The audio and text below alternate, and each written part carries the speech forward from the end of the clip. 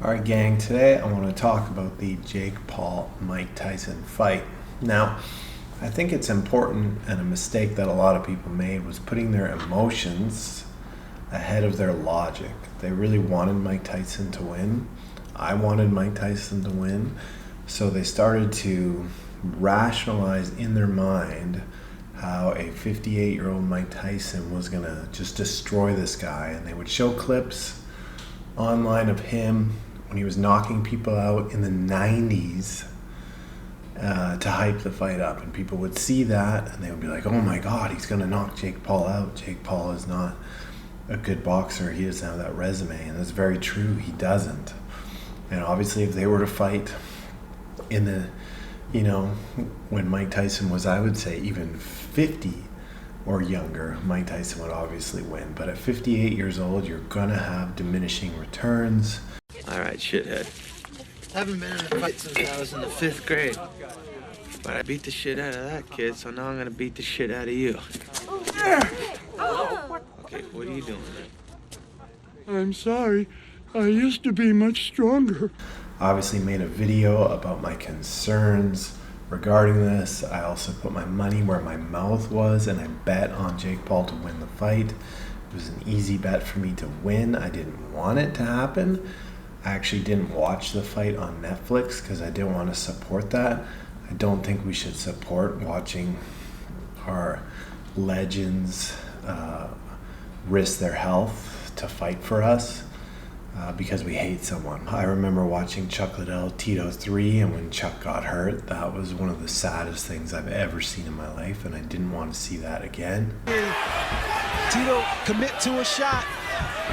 Well, just commit. Oh, there are teeth in the right hand. Liddell's down, and Liddell! So it's important, again, that we rationalize kind of how we're, put our emotions aside and look logically, and then make a decision on whether or not we think, will this person who I support actually win this fight? And in this case, it was clear that it wasn't going to happen. Now, I made another video, the top 10 oldest people Jake Paul should fight next.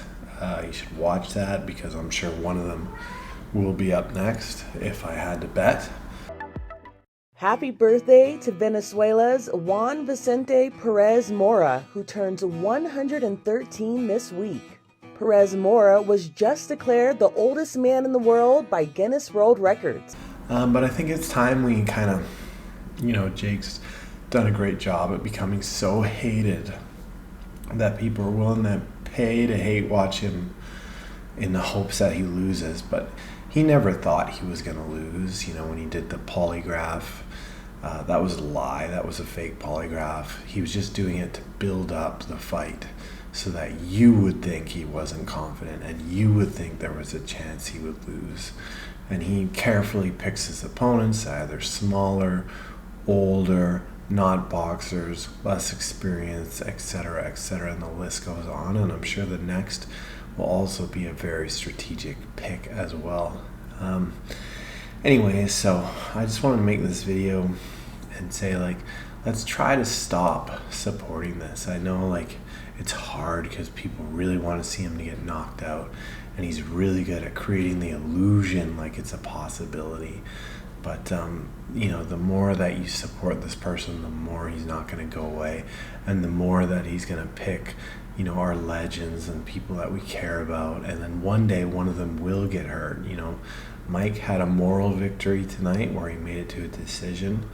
And he did pretty good. You could obviously see his legs didn't move very well. His upper body still did, but his legs, there's some injuries there. And it was a little bit sad to see. But for a moral victory, he did make it to the end and won one round, at the very least, the first one.